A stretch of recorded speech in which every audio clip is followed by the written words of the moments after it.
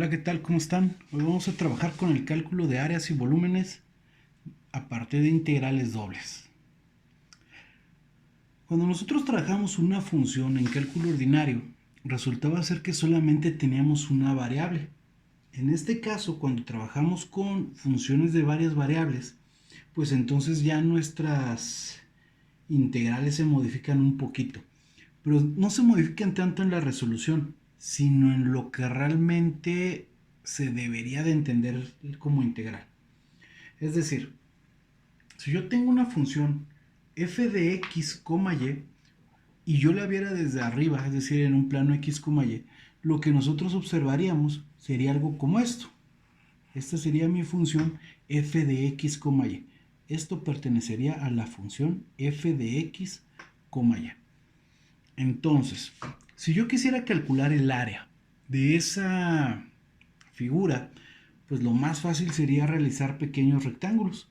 Recordemos que esos rectángulos tendrían que tener, todos y cada uno de ellos tendrían que tener exactamente el mismo ancho. ¿Correcto? Todos el mismo ancho. Y ese ancho no es un secreto para nadie. Y sabemos cuál es. Ese ancho debe de ser del tamaño de un diferencial de x. Es decir, son rectángulos bien delgaditos. ¿Okay? Pero vamos a analizar este rectángulo de aquí. Observen que este rectángulo de aquí tiene una forma pues bastante fea. Y pues yo nunca he visto un rectángulo con una base diagonal.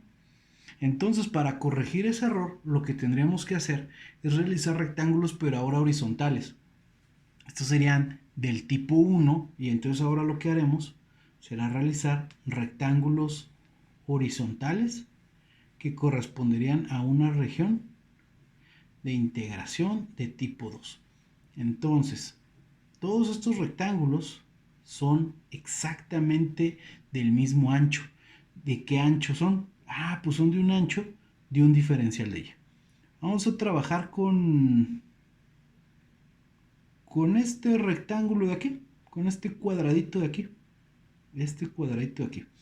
Ese cuadradito de ahí lo voy a aislar un poquito y vamos a decir que ese cuadrado tiene un diferencial de x por una altura de un diferencial de y. ¿Qué sí sabemos? Lo que sí sabemos es que si nosotros calculamos el área de un rectángulo o de un cuadrado, sería base por altura. Entonces yo sé que el diferencial de área sería igual al diferencial de x por el diferencial de y. Es decir,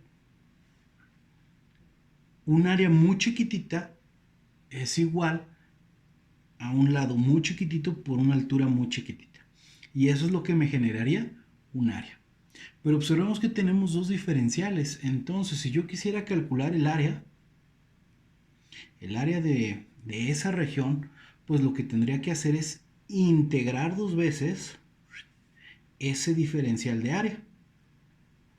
Y entonces, de esa manera, yo estaría consiguiendo mi área. O bien, como lo hacíamos en cálculo ordinario, teníamos una función y esa función la multiplicamos por un diferencial de x, pues eso era una altura por una base, nos generaba el área. Pero en este caso nosotros vamos a trabajar con dobles integrales y esto se tratará de un área. Creo que ya les suena parecido a lo que habíamos analizado anteriormente en las regiones de integración. Observen que para este rectángulo de aquí yo tengo una función y entonces, dependiendo si va a ser de tipo 1 o de tipo 2, irán las funciones aquí. Cuando calculamos áreas, aquí deben de ir funciones. En esta deben de ir funciones. Mientras que en la primera integral deben de ir coeficientes. Deben de ir coeficientes. ¿Correcto? Esta integral de aquí me representa el ancho y esta integral de acá me representa la altura. De tal forma que si yo multiplico base por altura, genero un área. Pero ¿qué sucedería si nosotros tuviéramos una función aquí? Ah, ok, ok, ok, ok. Bueno, pues eso sería algo parecido a esto. Sería esta función de aquí. Esta función es la misma que esta función. Es decir, esta es mi función f de x, y. Y entonces dijimos que habíamos hecho pequeños rectángulos hacia arriba y también hicimos pequeños rectángulos hacia acá. Y entonces el rectángulo que nosotros estábamos trabajando es este de aquí. ¿Correcto? Pero resulta ser que existe una función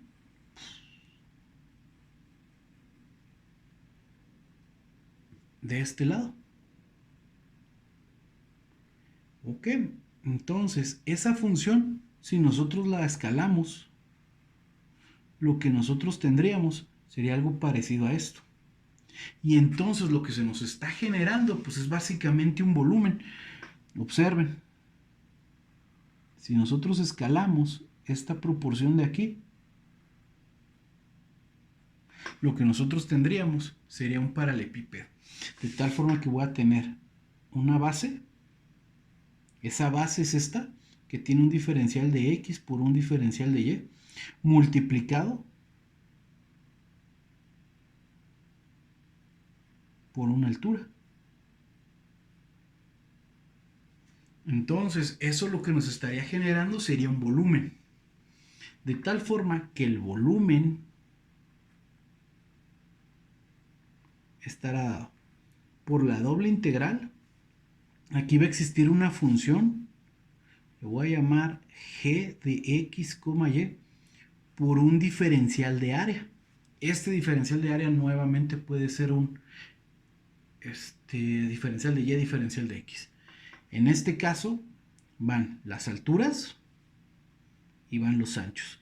Y esta función de aquí me representaría el tope de mi paralelogramo, de mi paralelepípedo que tenemos. Y esta función de aquí nos representaría la altura de este prisma. ¿Correcto? Mientras que las dobles integrales me estarían representando el área de la base. Esto me representa la altura del prisma.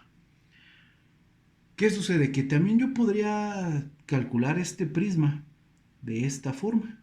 Es decir, dividirlo en pequeños cubitos, y entonces cada uno de esos cubitos van a tener características bien similares. Tendrían un diferencial de x por un diferencial de y por un diferencial de z. De tal forma que el volumen pues también lo puedo calcular con la triple integral de un diferencial de volumen, donde este diferencial de volumen estará dado por un dx de y de z, mientras que este diferencial de área estará dado por un dy de x de x de y. Realmente no importa mucho cómo lo trabajemos ahí. Pues muy bien, compañeros, dejamos la explicación hasta aquí y posteriormente haremos algunos ejercicios.